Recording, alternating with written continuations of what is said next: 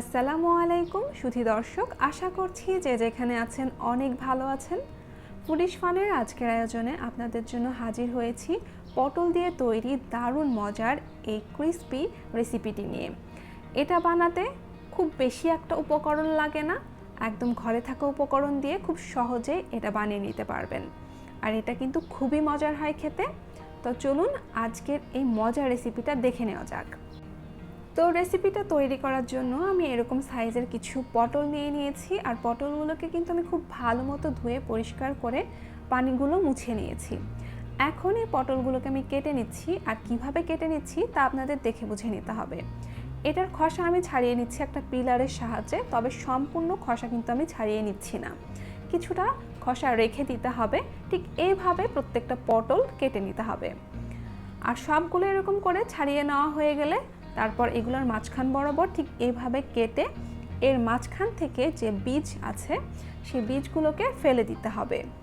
আর এটা একটা চামচের সাহায্যে ঠিক সহজে এভাবে করে নিতে পারবেন। এখন এই পটলগুলোকে কেটে নেওয়ার পালা।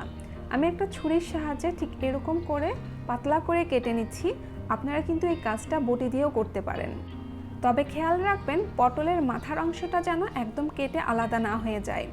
এর একটা অংশ এরকম জয়েন্ট থাকবে, আর নিচেরটাকে ঠিক এরকম করে আলগা করে কেটে নিতে হবে। আমি সবগুলো পটল কেটে নিয়েছি। এখন ওপর থেকে আমি সামান্য পরিমাণ লবণ, কিছুটা শুকনো মরিচের গুঁড়া আর একটু হলুদের গুঁড়া এরকম করে ছড়িয়ে নিচ্ছি।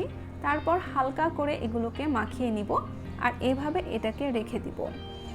এতে করে এই পটলগুলো যখন আমরা ব্যাটারে ডুবিয়ে ভাজবো, এটার ভেতরে ঝাল লবণের যে স্বাদটা সেটা ব্যালেন্স থাকবে।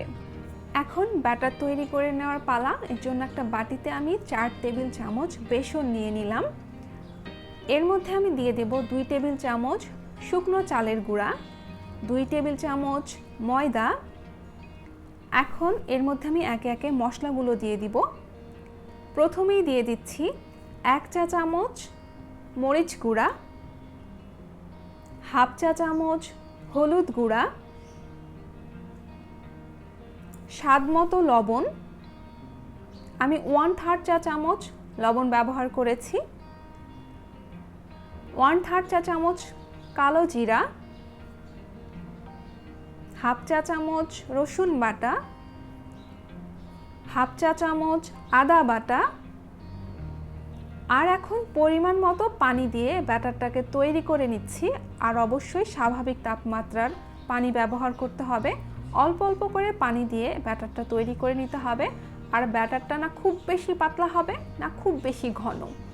আমার এই ব্যাটারটি তৈরি করতে লেগেছে 1/3 কাপ পানি, তবে আপনারা পরিমাণ বুঝে পানি ব্যবহার করবেন। আর ব্যাটারটা তৈরি হয়ে গেলে ঠিক এরকমভাবে পটলগুলোকে এর মধ্যে ডুবিয়ে নিয়ে তারপর তেলে ছাড়তে হবে। এই পর্যায়ে আমি চুলায় একটা প্যান বসিয়ে দিয়েছি। আর এই প্যানের মধ্যে যে তেলটা আছে এটা যখন খুব ভালো মতো গরম হয়ে যাবে, অতিরিক্ত গরম না, মোটামুটি গরম হয়ে যাবে, তখন এর মধ্যে দিয়ে দিতে হবে প্রত্যেকটা পটলের পিস ঠিক এরকম করে ব্যাটারের মধ্যে ডুবিয়ে। তারপর কিছুক্ষণ অপেক্ষা করার পর দেখবেন যখন এইটা কিছুটা এরকম উপরে ভেসে উঠেছে, তখন এগুলোকে উল্টে পাল্টে মিডিয়াম আঁচে ভাজতে হবে। এতে করে পটলগুলো অনেক বেশি ক্রিস্পি হবে আর খেতেও অনেক বেশি মজার হবে। ঠিক একইভাবে কিন্তু সবগুলো পটল আমি ভেজে নিব। আর যখন ভাজা হয়ে যাবে এগুলো তেল ঝরিয়ে ঠিক এইভাবে উঠিয়ে নিতে হবে। এখন আমি দেখিয়ে দিচ্ছি এগুলো ভাজার পর ঠিক কী পরিমাণ মুচমুচে হয়েছে, তা হয়তো আপনারা দেখেই বুঝতে পারছেন। বাসায় অবশ্যই এটা তৈরি করে দেখবেন, সকলে খুবই পছন্দ করবে। তো আজকের রেসিপি কেমন লাগলো সেটা কিন্তু আমাকে অবশ্যই কমেন্টে জানাবেন। আবার দেখা হবে নতুন কোনো রেসিপি নিয়ে। আল্লাহ হাফেজ।